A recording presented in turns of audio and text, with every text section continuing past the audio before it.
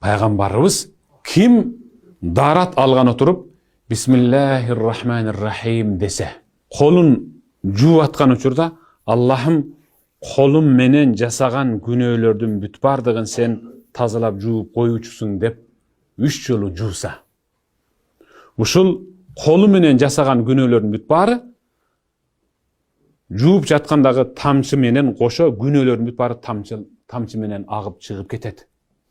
Ооз калганда 3 жолу кара кылып түкүргөндө оозу менен богоздонуп сүйлөгөн жалган сөздөрү, гыйбаттары, тилдегендери, сөккөндөрдүн бүт бары ошо менен кетет. Мурун жүздү жууганда көз менен тиктеген, айтор, колду чыканакка чейин жууганда дагы күнөөлөрү. Эң аягында эки аякты жууп, ордунан туруп келе жатып, ордунан тургандан кийин Ашхаду ан ла илаха иллаллах ва ашхаду анна Мухаммадан абдуху ва расулух. Ашхаду ан ла илаха иллаллах вахдаху ла шарика лах. Лахул мульк ва лахул хамду ва хува аля кулли шайин кадир.